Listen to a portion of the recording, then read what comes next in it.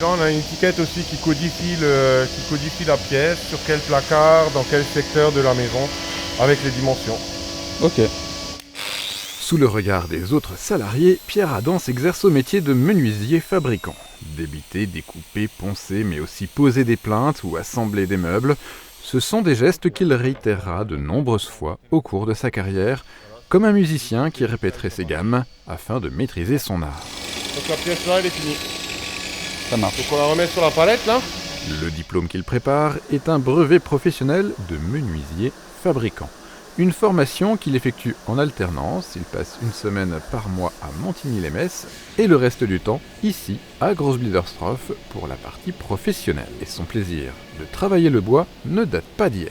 Quand j'étais petit, j'aimais bien bricoler et puis j'aimais le bois.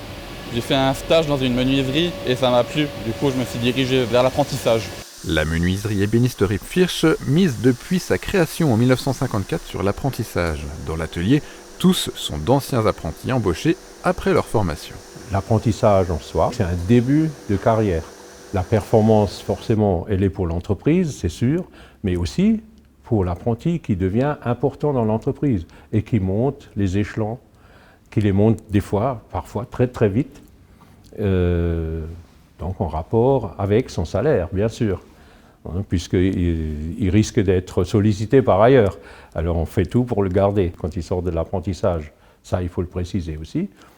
Quand ils sont embauchés dans l'entreprise, il n'y a plus de CDD, c'est forcément un CDI, puisqu'on aura eu le temps de faire connaissance pendant 4 ans, 6 ans éventuellement. S'il est convaincu des bienfaits de l'apprentissage, Hubert Pfirsch reste conscient du déficit d'image de cette formation, parfois même dès l'orientation des élèves en 3e. C'est un peu la petite barrière à laquelle on se heurte.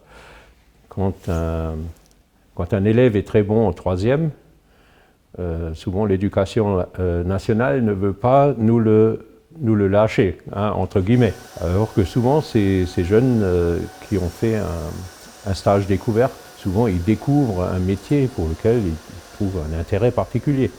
Donc pourquoi pas ne pas les laisser tout de suite s'engager dans cette voie. Un diagnostic partagé par Arnaud Barbier, formateur à l'unité de formation par l'apprentissage Michel Roth à Sarreguemines.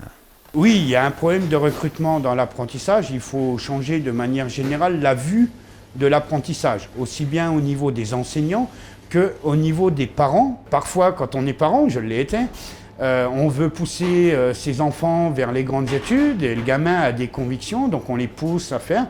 Et souvent, et ça nous arrive, on a des jeunes qui, après le bac, reviennent en CAP pour réapprendre le métier réellement qu'ils voulaient faire dès le départ en 3e. Même lors de ces 12 semaines de présence par année scolaire, l'apprenti reste un salarié de l'entreprise qui l'accueille.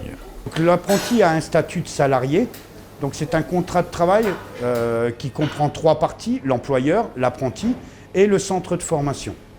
Donc l'apprenti, quand il vient au CFA, il est sous le couvert de son entreprise et il est rémunéré par l'entreprise pour suivre des cours au CFA.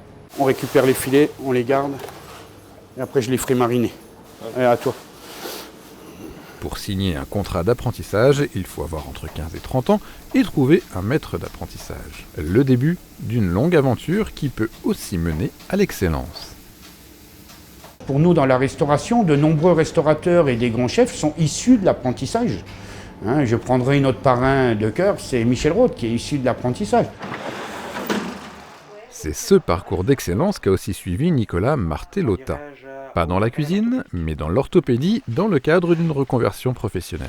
Avant de reprendre les études, j'ai travaillé dans les travaux publics, j'ai travaillé dans le traitement des eaux, j'ai travaillé à la chaîne, j'ai travaillé aussi dans la sécurité. C'est à Sarreguemines qu'il a trouvé à l'époque son maître d'apprentissage.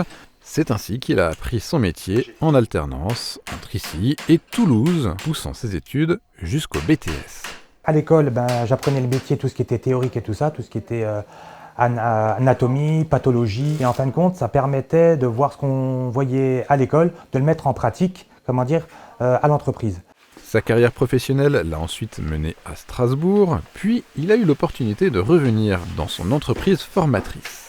À cette époque-là, j'allais rechercher quelqu'un, parce que justement, la personne était partie à la retraite. C'est la personne qui m'a formé en plus. Et je lui dis, ça m'intéresserait, mais je voudrais développer ça, je voudrais faire ci. Et en voyant mes ambitions Et cette volonté, il m'a dit, mais pourquoi vous ne voulez pas racheter la société?